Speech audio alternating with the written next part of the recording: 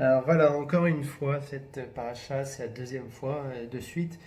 Elle est très spéciale, elle est complètement différente de tout ce que j'ai vu avant. Cette paracha, je vais pas la lire, je vais faire un autre format. J'ai fait des dessins pour l'expliquer parce que sans dessin, ça prend trop longtemps. Je vais expliquer les choses. Il faut que vous sachiez que en fait il y a un ordre dans lequel on dit les choses qui ont été construites pour le temple, parce que ça va concerner que le temple. Maintenant, on va parler des objets, des parois du temple, des dimensions, tout ça, et on donne un ordre de construction, mais en fait, en réalité, on va construire à l'inverse. C'est-à-dire ce qu'on dit en premier, c'est ce qui va être construit en dernier.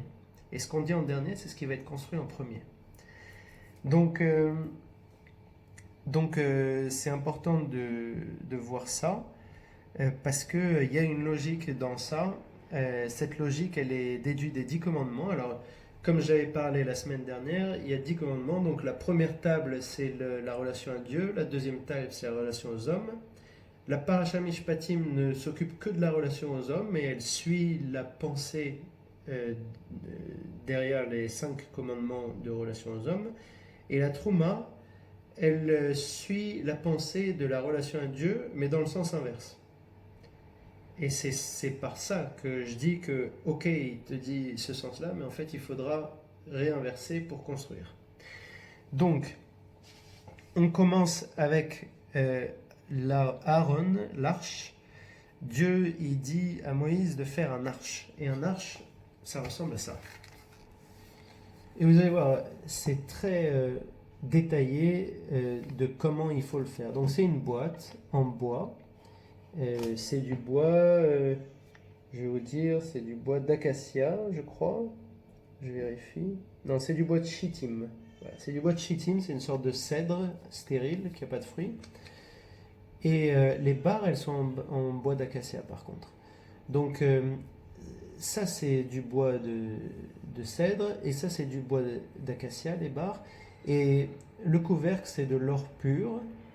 Et il est fondu, le couvercle, avec les chérubins qui se touchent, tout ça d'une seule pièce. Et il faut savoir que les barres, elles sont tenues par des anneaux en or, et les barres et le coffre sont recouverts d'or. Et d'après Rachi, il y a 3 boîtes qui s'emboîtent ici. Il y a une boîte en or, ensuite une boîte en bois, ensuite une boîte en or. Ça veut dire ça, recouvert d'or pour Rachi. Et sur le couvercle en or, il y a une couronne qui représente la couronne des sages de la Torah. Pourquoi? Parce que dans le Aaron, on met la Torah et les tables de la loi. Donc, euh, c'est là où on met les deux biens les plus précieux du peuple juif à ce moment-là. C'est dans cette boîte qu'on appelle l'arche d'alliance, Aaron. euh, voilà, je crois que c'est comme ça qu'on l'appelle. Donc, conçu en premier, construit en dernier. Le petit truc bleu là que j'ai mis, c'est pour dire qu'il y avait un miracle qui s'opérait, que Dieu, il parlait à Moïse par une voix qui sortait des 2 chérubins. Ces 2 chérubins qui regardent vers le bas, qui regardent vers la Torah, et qui aussi s'animaient en fonction du comportement des Juifs. Donc si jamais les Juifs vivaient en harmonie, ils étaient en harmonie. S'ils étaient en désunion, ils étaient en désunion. Ravananel dit qu'il y a un chérubin homme et l'autre chérubin femme. Et, euh, et que, en fait, le tissu de la société ne vit que grâce à la cellule familiale. Et si jamais on travaille l'harmonie de la cellule familiale dans un pays, le pays il est sûr de réussir quoi qu'il arrive. Par contre, si on persécute par exemple les femmes ou qu'on persécute les couples, et ben dans ce cas-là, en général, la société se détruit puisque ça, c'est la cellule de la société. Donc, il y a des dimensions très précises. Donc là, vous voyez, c'est un carré. 1,5C, 1,5C, c'est des coudées. Chaque coudée fait 60 cm. Donc 1,5C, ça veut dire 90 cm, un peu moins d'un mètre. Et là, on a 2,5 coudées. Et donc, du coup, avec ça, on peut faire avec précision le dessin de l'arche. Voilà. Bon. Euh, Est-ce que j'ai d'autres choses à dire? Donc là, on parle de la couronne de la Torah. Vous savez qu'il y a trois couronnes dans le judaïsme. Ceux qui savent la Torah, ceux qui sont descendants de la tribu de Juda et ceux qui sont descendants de la tribu de Lévi. Donc là, c'est ceux qui savent la Torah. C'est la première couronne dont on parle. C'est là où on met la Torah. La deuxième de couronne, c'est la royauté. Donc le deuxième objet dont on parle, c'est la table des rois. Même si tous ces objets sont faits pour les Kohanim, euh, on a une symbolique qui représente tout le peuple d'Israël. Donc cette table-là, vous voyez, elle a aussi toutes les dimensions, 2 coudées par une coudée et 1,5 coudée de hauteur. Elle a une couronne qui représente la couronne des rois, que j'ai dessinée comme ça, mais qui doit être plus jolie en vrai. Et elle a aussi des barres. J'ai oublié de dire que les barres dans le Aaron, elles ne peuvent jamais, jamais, jamais être enlevées. Elles ne doivent jamais être enlevées. Ces barres servent à porter, mais elles ne doivent jamais être enlevées parce que c'est un symbole pour dire que le juif doit toujours porter la Torah, chercher à étudier. Il ne doit jamais se reposer et ne pas étudier. Alors que les autres barres, on peut les enlever, ça c'est juste des barres pour porter les objets. Donc, ça c'était en bois de chittim et les barres étaient en bois d'acacia. Pour la table, et le tout recouvert en or. Hein. Tout est recouvert en or. En fait, on voit que de l'or. Et cette table-là, donc les barres, elles sont toujours en bois d'acacia, recouvertes d'or, aussi portées par 4 anneaux aux 4 coins, 4 anneaux en or. Euh, et, euh, et, euh, et voilà, la table aussi, elle est recouverte en or, tant qu'à faire. On peut placer des plats, des cuillères, des tubes supports, des piliers en or pur et des pintes de proposition devant Dieu perpétuellement sur cette table. En fait, ce qui se passait, c'est qu'on avait 12 pains, mais ça, on en parlera plus tard dans une autre paracha, donc je ne veux pas trop m'avancer dessus. Mais grosso modo, ça servait à mettre de la nourriture dessus pour les Kohanim. Et en plus de ce que vous voyez, il y avait beaucoup de choses que j'ai pas dessinées.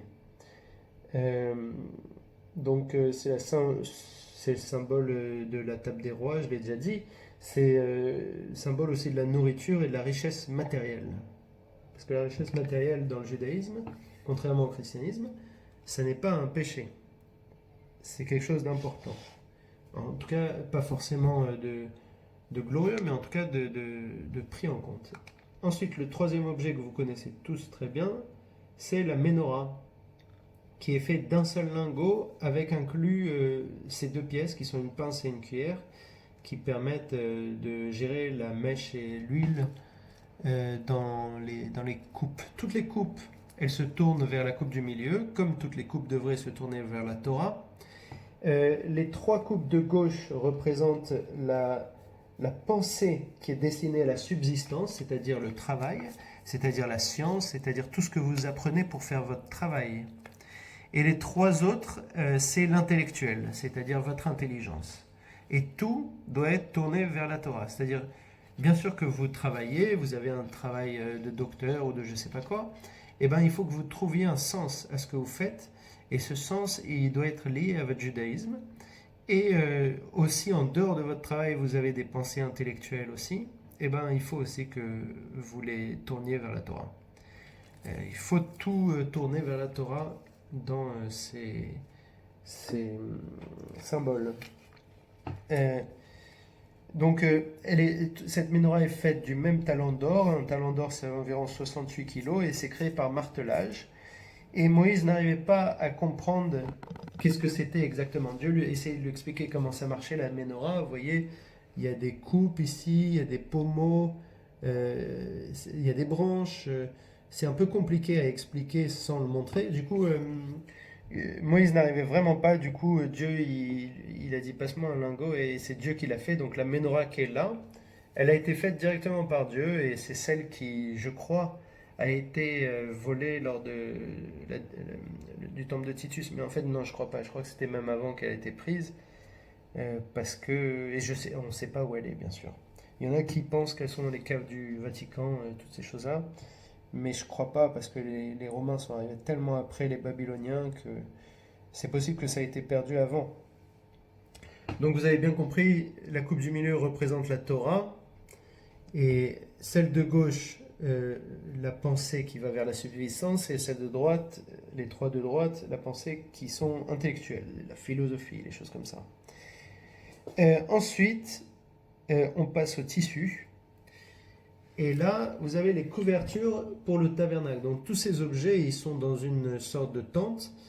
Et ça, si vous voulez, c'est le toit de la tente, mais c'est un toit qui est grand et qui va recouvrir aussi les pans des murs de la tente. Donc, vous voyez, c'est deux grandes couvertures qui sont composées de 5 tentures. Ces 5 tentures, elles sont faites d'un tissu qui est lin blanc, laine écarlate, laine pourpre et laine azur. Il y avait des choses qu'on pouvait faire dans le temple et qu'on ne peut pas faire en dehors du temple.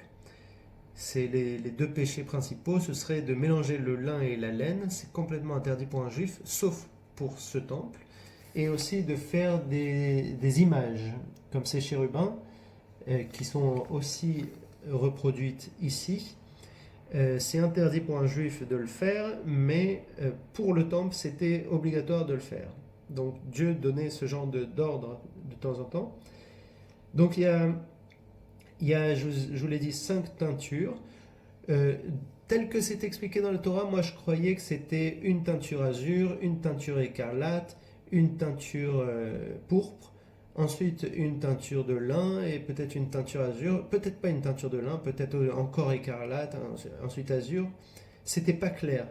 Mais d'après Rashi, tout est mélangé. Les 3 sortes de laine, azur, écarlate et pourpre, et le lin. Et c'est tout tissé comme ça, et ça doit être très joli. Euh, l'azur, c'était comment dire, teint par le sang d'un animal marin qui n'existe plus et qui s'appelle le chilazon. Chilazon, un animal marin disparu. C'est tout ce qu'on a comme information. Donc tout ça, ça a été offert aussi par les juifs qui étaient là-bas. Et donc, il y a cette teinture de chérubin qui est brodée. Et vous avez 50 boucles de chaque côté, enfin pour chaque couverture, 50 boucles azur qui sont attachées par des agrafes en or. Et ça fait le toit du tabernacle dont on va parler. Ensuite, ah oui, les dimensions, j'ai oublié de dire. Donc c'est 40 coudées au total, 20 et 20, et 28 coudées ici. Donc 28 coudées ici, 20 ici, 20 ici, donc au total 40 et 28. Donc ça fait une grande distance. Mais en fait, le tabernacle, il va faire peut-être que ça, et du coup, les pans, ils vont être rabaissés sur les murs. Je regarde juste si j'ai pas oublié quelque chose. Donc chaque tenture, elle fait 5 coudées. Comme il y en a... Pardon, elle fait 4 coudées. Comme il y en a 5, ça fait 20 coudées au total. Donc, qu'est-ce que je peux dire? Est-ce que j'ai pas oublié quelque chose? Ah oui, j'ai mis que des chérubins parce que la Torah ne parle que des chérubins, mais selon Ézéchiel, il y avait aussi un aigle, un taureau et un lion. Euh, euh, ah oui, il y en a une. Donc il y a une couverture qui recouvre le Saint des Saints et l'autre couverture qui recouvre le Saint. Le Saint, c'est là où on va mettre, par exemple, la menorah et la table, et le Saint des Saints, c'est là où on va mettre l'arche. Voilà, retenez cette information. Maintenant, un truc qui est intéressant, c'est Or HaChaim, il dit que ces 5 tentures qui sont cousues les unes sur les autres, elle représente en fait les 10 commandements, 5 et 5. Comme les deux tables de la loi, il y a 5 et 5, et ça représente les 10 commandements qui ne doivent faire qu'un. Il y a marqué dans la Torah, cette couverture, tu la mettras sur le tabernacle, et le tabernacle ne fera qu'un. Donc, c'est par les 10 commandements qu'on unit la spiritualité. Et qu'on unit aussi le peuple, la liberté, le fait de ne pas tuer, de ne pas voler. On unit toute la société comme ça. Ensuite, par-dessus cette couverture, donc imaginez, vous voyez par le dessous, vous regardez le toit, vous allez voir ça. Et au-dessus de ça, il y aura une autre couverture, enfin deux autres couvertures exactement comme ça, sauf qu'il y en a 6 d'un côté et 5 de l'autre et qui sont plus grandes. Ça va être une couverture de poils de chèvre. Et cette couverture de poils de chèvre, elle est là pour rappeler que quand on a quelque chose de précieux, il faut le garder, il ne faut pas l'abîmer. Donc si vous avez des objets précieux, il faut que vous en preniez soin. C'est une marque de modestie en fait, une marque d'humilité. Ces poils de chèvre, donc c'est 5 tentures et 6 tentures, et ça forme la tente, et c'est agrafé par 50 agrafes de cuivre dans 50 boucles de part et d'autre, et c'est comparable au dénuptiable, parce que le temple, il y a beaucoup de métaphores sur le temple qui est la mariée d'Israël. Dieu se marie avec Israël ici. C'est un mariage entre le peuple élu et son Dieu. Donc voilà. Donc comme elle faisait donc 24 et 20, puisqu'on a dit que chaque teinture c'est 4. Donc 6 x 4 c'est 24 d'un côté et 5 x 4 c'est 20 de l'autre. Donc là, ça fait une couverture qui fait 44. Donc elle va dépasser un petit peu cette couverture. C'est pour ça que ici, j'ai fait quelque chose, je ne sais pas si on le voit bien, mais j'ai essayé de faire quelque chose de compréhensible. Ce qu'on voit en rose, on va dire, c'est le tabernacle. Et ensuite, on voit la couverture avec les 2 chérubins dont j'ai parlé tout à l'heure. Et ensuite, on voit la couverture de peau, de poils de chèvre qui est par-dessus, un peu plus grande, et tout ce qui est en dehors du tabernacle, ça va se rabattre sur les murs. Voilà. Maintenant, les parois du tabernacle, on les voit là. Voilà, les parois, elles sont comme ça. Donc, vous voyez, c'est des planches. Des planches en quoi? Déjà, c'est des planches recouvertes d'or. Je crois que c'est des planches en bois de chittim. J'ai oublié de le marquer. Je crois que c'est des planches en bois de chittim. Et elles sont recouvertes d'or aussi. Tout est recouvert d'or. Chaque fois qu'il y a du bois, c'est recouvert d'or. J'ai plus besoin de le dire. Il y a ici deux boutins qui rentrent dans un socle en argent. Donc il y a 2 socles en argent par planche. Et, et du coup, les planches, elles vont être alignées comme ça. Elles vont s'encliquer dans les socles en argent qui, d'après moi, vont être enterrés. Et donc la planche, elle fait 10 coudées. Mais d'après quelqu'un d'autre, de plus important que moi, en fait, c'est tout qui fait 10 coudées, compris le socle. Et c'est pas du tout enterré.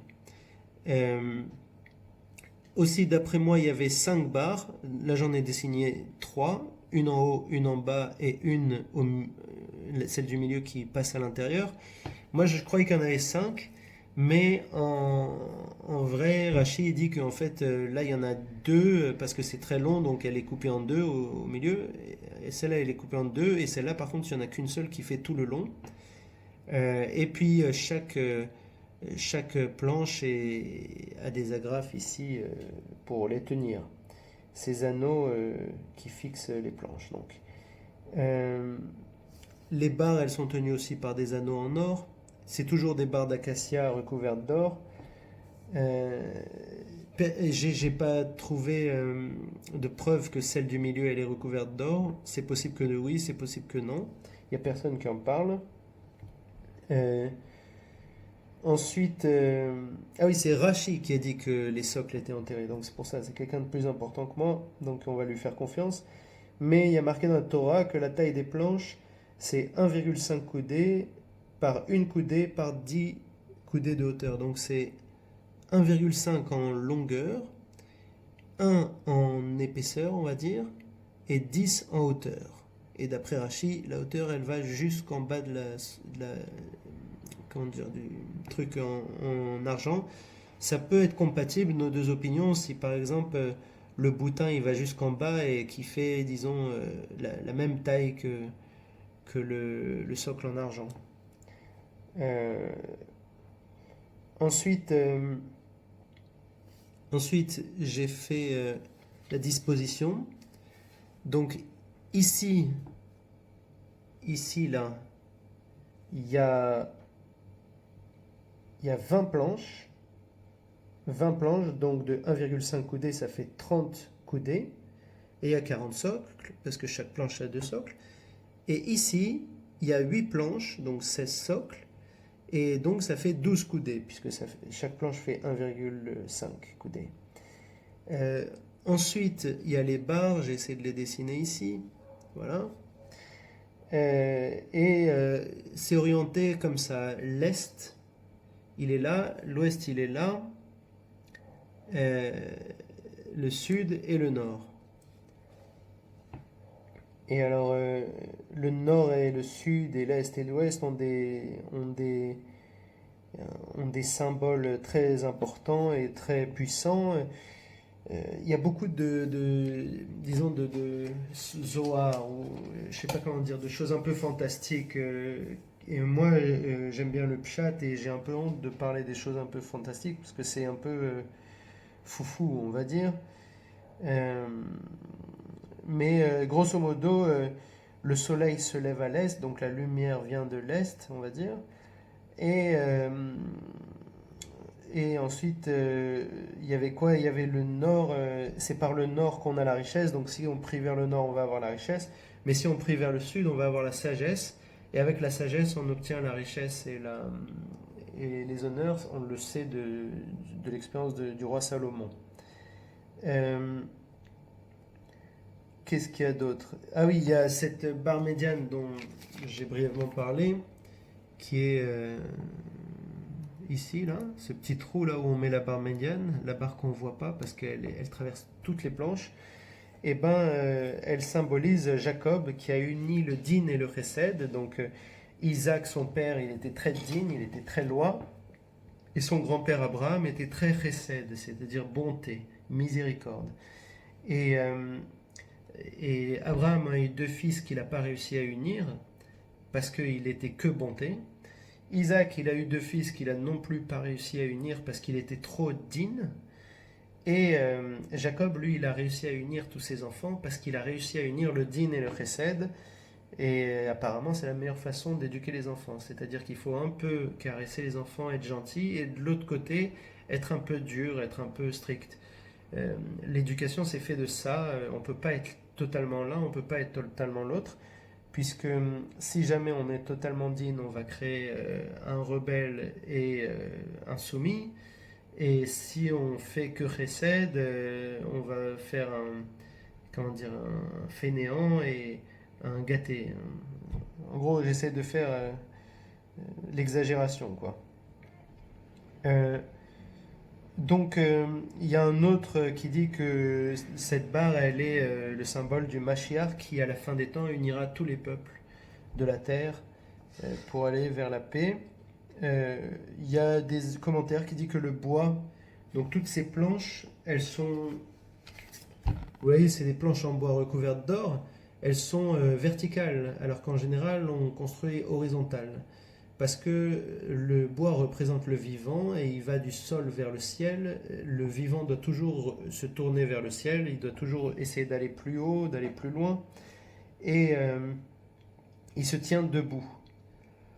Euh, donc aussi le chittim, le cèdre, c'est un bois qui est souvent comparé au juste. Donc les justes sont comparés au cèdre. Voilà. Bon. En gros, voilà pour la symbolique. Maintenant, on va parler du parochet, la partition. Donc, il y a un rideau qui sépare le Saint des Saints. Alors, j'ai essayé de montrer là. J'ai essayé de faire. Ça, c'est le tabernacle. Ça, c'est le tabernacle. Là, vous reconnaissez l'arche. Là, vous reconnaissez la table. Et là, vous reconnaissez la menorah. Ici, il y a un carré. Et il y a un rideau qui sépare, avec les 4 piliers là, il y a un rideau qui sépare le Saint, ça c'est le Saint, le Kodesh, du Saint des Saints, Kodesh à Kodashim. Donc, ce qui est intéressant là, c'est qu'on dit que le rectangle et le carré en général, c'est symbole d'intelligence humaine. Alors, pourquoi c'est symbole d'intelligence humaine? Moi-même j'ai eu du mal à comprendre, mais en fait j'ai compris au bout d'un moment grâce à un commentaire que en fait l'humain est le seul capable de faire un rectangle. C'est tout bête. En fait, avec l'intelligence, on est capable de faire un rectangle. Et paraît-il dans la nature, les ronds existent, les ovales existent, mais le rectangle n'existe pas. Je vous invite à commenter si vous avez trouvé un rectangle dans la nature qui se fait de manière, comment dire, naturelle, hein, pas un truc juste un dans un million, quoi. Si jamais vous trouvez, eh ben, vous avez une preuve que la Terre est intelligente ou que il y a un commentaire faux, quoi. Et donc, ce rideau là, il y a 4 piliers, donc 4 piliers de bois d'acacia recouverts d'or avec des crochets d'or qui tiennent la perche qui tient le rideau. Et, euh, et donc, comme ils ont 4 piliers, il y a 4 socles d'argent. Il y a un socle d'argent par pilier cette fois-ci. Donc ça fait au total, si vous avez compté, 20 et 20 piliers. Là il y a 20, là il y a 20, là il y a 8, là il y a 8, donc ça fait 48. 48 fois 2 ça fait 96 et 4 ça fait 100. Donc il y a 100 socles. Il y en a 2 par planche ici et 1 par pilier ici. C'est 100 socles. Et il y a un commentaire sur ça, mais je l'ai oublié et puis je ne l'ai pas noté. Ça ne devait pas être si intéressant. Le rideau, il est fait des 3 laines et du lin. Donc la laine azur, écarlate, pourpre et lin. Il a aussi un motif de kruvim. Donc c'est vraiment la même chose que ce qu'on avait vu tout à l'heure sur le toit. C'est une œuvre de tisserand. Alors une œuvre de tisserand, c'est un peu moins qu'une œuvre de brodeur. J'ai aussi eu du mal à trouver la différence, mais en gros, le tisserand, il fait des tressages, alors que le brodeur, il fait du tissage, grosso modo. Contrairement à ce que le nom a l'air de dire. Mais le tressage, c'est moins bien parce que ça fait des trous, alors que le tissage, c'est mieux et ça fait pas de trous. Grosso modo, c'est ça. Mais c'est pas vraiment intéressant. Euh, donc, ensuite, il y a un écran à l'entrée. Donc, vous avez vu le rideau qui est là, qui sépare le Saint des Saints du Saint. Et là, il y a un rideau à l'entrée. Et ce rideau, c'est même dimension que le rideau que j'ai dit juste avant. Il est fait de 10 coudées par 10 coudées. Euh, il est aussi même fabrique, mais cette fois-ci c'est fait par un brodeur. Et c'est tenu par 5 piliers d'acacia recouverts d'or, avec crochets d'or. Mais cette fois, le socle il est en cuivre. Il est en cuivre. Et vous allez voir, il y a pas mal de cuivre après. Donc les seuls piliers qui sont à l'entrée, dehors, c'est des piliers qui sont tenus par du cuivre. Euh, Si jamais vous voulez savoir d'où je sors que prier vers le nord c'est la richesse et prier vers le sud c'est la sagesse, c'est dans Baba Batra 25b. Ensuite, juste pour préciser, le Saint des Saints, il est visité par le Kohen Gadol seulement une fois par an, le jour du Yom Kippour, alors que ici c'est visité par les Kohen de service. Ici, il y a un hôtel que j'ai pas dessiné parce qu'il n'est pas mentionné dans cette paracha, et donc je veux pas aller trop vite en besogne. Euh, euh, Ensuite, il y a l'hôtel de la cour. Donc, l'hôtel de la cour, c'est ça. Encore une fois, c'est un coffre, une boîte avec un fond. Et ce coffre est en bois de chittim recouvert d'or. Il a toujours ses barres, cette fois-ci qu'on peut enlever, pas comme l'arche. Et ses barres en acacia recouvertes d'or aussi. Il a un motif de treillis au milieu ici. Et il a un autre motif, un listel, qui est fait de fleurs et de bourgeons au-dessus du treillis. Euh, il y a 4 cornes des 4 côtés où on met le sang des sacrifices. Et il y a aussi ces ustensiles en cuivre cette fois-ci. Tout est en cuivre ici. Tout ça, les cornes, tout ça, c'est du bois recouvert d'or. Il y a un doute sur les cornes. On ne sait pas si elles font vraiment partie du bois ou pas. Mais en tout cas, tout le reste, c'est du bois, c'est sûr. Tout le monde est d'accord. À part les anneaux qui sont en or. Et le treillis et le listel qui sont en or. Et, donc... ah, pardon, excusez-moi. Tout est recouvert de cuivre dans ce... Attends, je vérifie. Euh, Coffre en bois. Je dis recouvert de cuivre, oui, pardon. Excusez-moi. Tout cet hôtel est recouvert de cuivre. Cette fois-ci, il n'y a pas d'or. Il n'y a pas d'or, même pour les anneaux. Même pour les anneaux. Est-ce que c'est même pour les anneaux? Euh, Bon, je vais pas noter.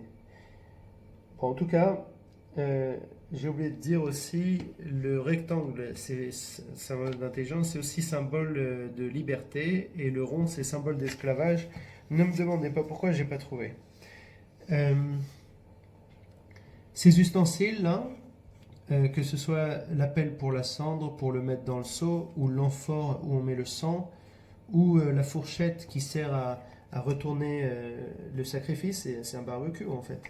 Et l'encens, là, la boîte à encens où on prend des braises pour l'amener dans l'autre hôtel qui est à l'intérieur que j'ai pas dessiné parce qu'on n'en a pas parlé.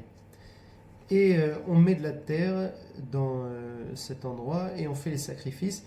Et vous voyez, cette fois-ci, il a 3 coudées de hauteur. Et là aussi, c'est un carré, 5 coudées, 5 coudées. Et c'est précisé, c'est un carré dans la Torah, ça veut dire que vraiment, on veut insister sur l'intelligence. Je ne sais pas pourquoi exactement à ce moment-là. Et donc, ou la liberté. Et donc, 5 coudées, 5 coudées, 3 coudées. Vous vous rappelez que 3 coudées, c'est 60 cm. Là, on a 1,80 m de hauteur. C'est un truc immense, ce truc-là. Du coup, c'est pour ça qu'il y a une rampe. Pourquoi une rampe? Parce qu'à la paracha Mishpatim, je ne sais pas si vous vous rappelez, on finissait par il ne faut pas d'escalier parce qu'il ne faut pas que le Kohen se découvre. Donc il a sans doute une robe, quand il marche, il faut que la robe elle reste sans découvrir ses pieds. Donc il y a une rampe et c'est là qu'il fait le sacrifice. Euh, euh, Est-ce qu'il y a d'autres trucs intéressants? Ah oui, il y a un autre truc intéressant. Oui. Je regarde juste. Pourquoi un hôtel? Donc pourquoi un hôtel? Parce que donc il est où l'hôtel? C'est celui-là. Un hôtel en hébreu ça se dit misbeach. C'est constitué de 4 lettres. Misbeach. Même c'est pour mechila. C'est pour accorder le pardon. Donc quand un juif veut obtenir un pardon, misbeach. Z c'est pour le srout, c'est pour avoir l'honneur. Bet c'est pour bracha, la bénédiction, et chet c'est pour chaim, sans doute quand on est malade, on le verra plus tard. Et donc c'est les 4 choses qui permettent que l'hôtel pour lequel l'hôtel est utile aux juifs. Maintenant, comment c'est fichu le camp? Donc j'ai pas représenté là, mais tout ça, c'est un tissu et il y a 20 piliers. Donc Je l'ai à l'envers, hein. Donc il y a 50 coudées et 50 coudées, c'est un tissu, et il y a 20 piliers. 20 piliers. Là aussi, donc au total 100 coudées, 20 piliers.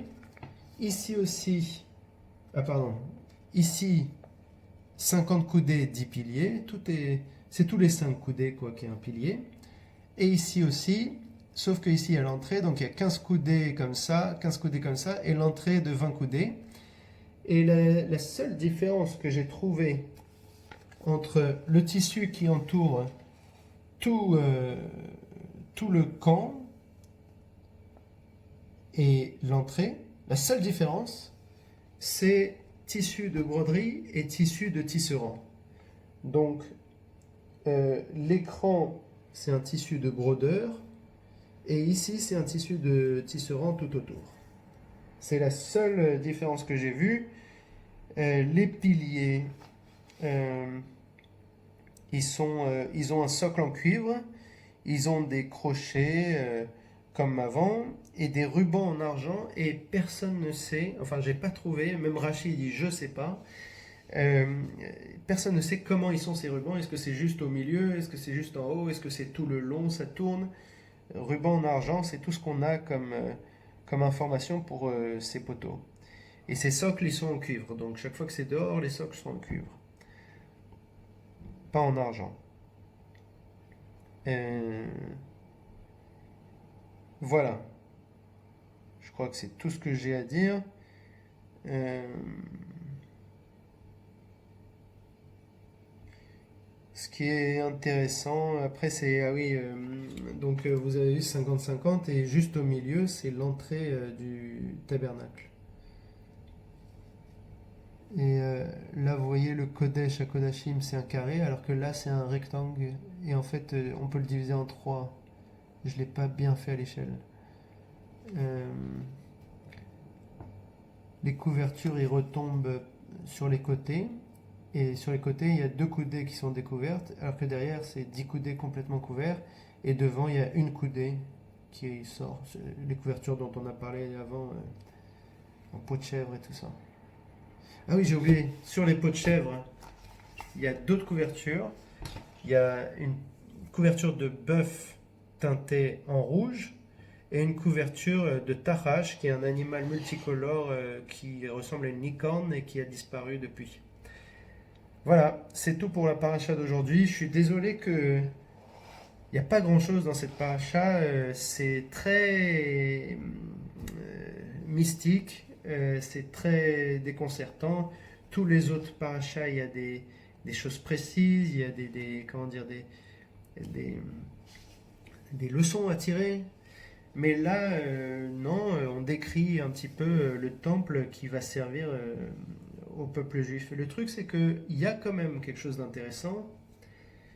Et cette chose intéressante, c'est, il faut revenir deux parachas avant, c'est les 10 commandements. Donc vous vous rappelez cette première table qui était notre relation à Dieu et cette deuxième table qui était notre relation aux hommes. La première table, tu ne tueras point, tu n'auras pas d'autre Dieu, pas d'idole. C'est les deux premiers commandements, c'est dans la pensée.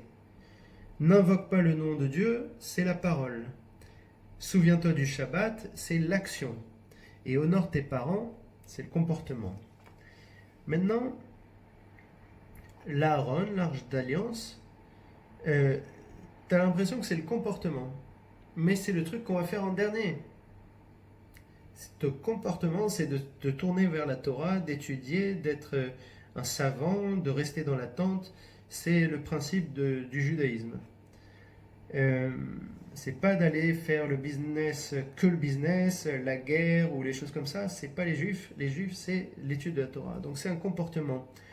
Ensuite, la table, c'est l'action, la royauté, le manger, le matériel.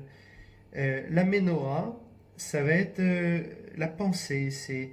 On dit souvent que l'huile de la menorah, ça représente la pensée de la Torah, que on peut l'allumer, la mèche brûle et ne se consomme jamais, contrairement à une bougie où la mèche brûle tout le long que ça consume.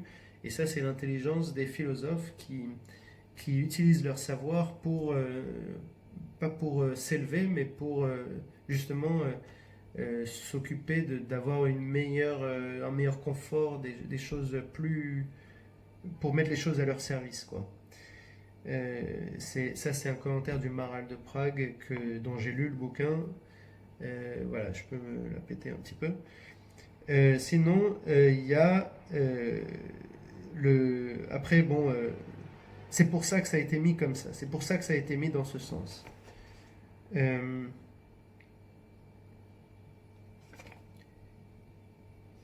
donc, voilà, le truc, c'est que c'est le seul truc que je peux dire vraiment. Trauma, c'est vraiment notre relation à Dieu. Donc, ça correspond à, euh, à ce qu'on a dit dans les 10 commandements, la première tablette qui parle de notre relation à Dieu, quoi. C'est juste ça que je peux trouver comme chidouche, comme créativité personnelle. Le truc que je peux trouver personnellement, c'est ça, qui est pas dans les commentaires. Après, après, voilà quoi. Bon, la prochaine paracha sera mieux. Au revoir.